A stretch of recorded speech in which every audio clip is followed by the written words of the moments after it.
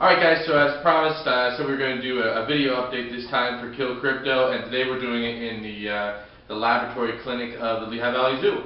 So we're at work here. I'll show you a look around. We got pretty much equipment you would normally see in a clinic. Our autoclave, which would keep everything sterile, any kind of instruments we do need. We have a really cool centrifuge, which we use not only for the geckos, but all the many animals out in the zoo. We could use this for blood, and also use this for urine and fecal samples for centrifugation, which we do use. We do have an incubator, which in here is where we keep some of the crypto samples. We've been playing around with different solutions so that we can keep the organism viable, so that we could go ahead and reinfect the other animals. We've been playing around with sugar solutions, saline solutions, sterile water, different temperatures, whether it be in the incubator or shelf. So, bunch of stuff going on as far as how can we preserve crypto. I know a lot of people don't want to preserve it, but we do for this matter. Blood analyzers. We're actually, as a side note to this study, we're going to try and do some blood panels on the leopard geckos that are getting treated with the drug, to see if the drug's affecting any kind of kidneys, liver, or any kind of organs. As you can understand, a little 50-60 gram gecko, you're not going to get a whole bunch of blood out of. Luckily enough, these machines, we can actually run on 0.1 mLs of blood, which is a really small amount, and get diagnostic tests from. So that's what we're going to attempt to start doing, getting a lot more data from what we're doing down there with the leopard geckos.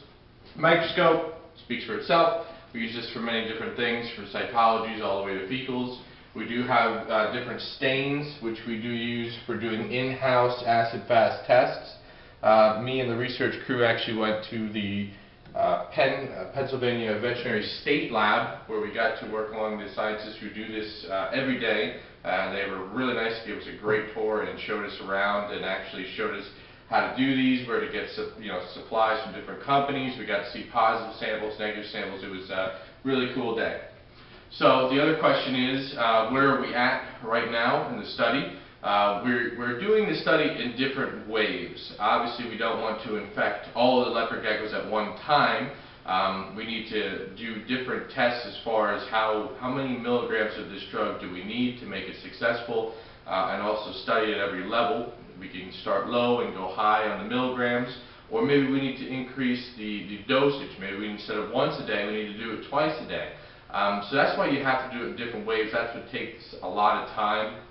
And also, after every week we're doing these treatments, we send out a PCR. We have a lab actually in Florida. It's called Avian Biotech.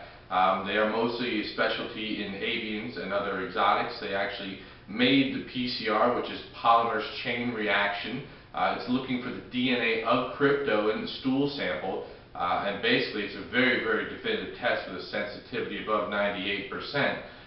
What they were able to do is make a PCR for this specific crypto species. There's many of them out there, but first they had to speciate what we had. We do have Crypto sortophyllum here, which is generally the crypto you find in leopard geckos. So then they took that data and they went ahead and made a test for it using the DNA that they were able to synthesize, from the poop samples. So basically, we had a specialized test made just for us. They're able to keep the costs down there. I believe it's under $30 a test. But keep in mind, we're sending dozens and dozens of these tests, because the drug is going to take more than a week, to work. So right now we're on our second wave. We have a few more waves to go before we can really get down to the nitty-gritty about what's going on with the drug. We're not going to tell you at this point. Is it working? Is it not? You're going to have to wait a little bit more. We're still in the infancy as far as the drug working or not. I can tell you we are going through a lot of PCRs, going through a lot of treatments. The geckos are getting optimal care, looking great. They're hanging in there, and we're learning a lot about what are we looking for secondarily. Eye infections. We're checking the stools for any kind of parasitic growth, which might be taking advantage of a weakened immune system by the crypto. So we're doing a lot of different tests. We're not just sitting there and looking at the crypto. We're looking at different factors that might be affecting the leopard gecko when it is infected with crypto. Certain animals are going to respond differently. You know, let's say there's a very heavy pin load infection, maybe a bacterial infection in the eye, another viral infection at play. We're studying all of that. One thing I can tell you that we have learned from the time that you give the animal the positive crypto sample to the time it will detect on PCR is less than a week. Now, we already knew that this could be transmitted very quickly, but the tool that is very, very important is now we have this PCR available. It's at a cheaper price. We can now go ahead and diagnose these animals quicker with the disease, or in this case, the parasite, the infestation, so that we can start treatment a lot quicker. It really gets things going a lot quicker, like I said, and also in the end might be the breaking point to, is this going to work or not? You know, we're not working on animals that have already been losing weight for months. These animals are infected, they're huge, they're nice, and we could really see if this drug is working. So I hope you guys enjoyed the video today, give you a little bit more information on what's going on here. Tell me if you like these video updates, if it's better than just sitting there and typing out a paragraph for you guys. Stay tuned. We are going to be putting together another auction. It's going to be in a little bit warmer months. We're looking probably towards end of March and April. Obviously, can't ship many animals right now, but do stay tuned.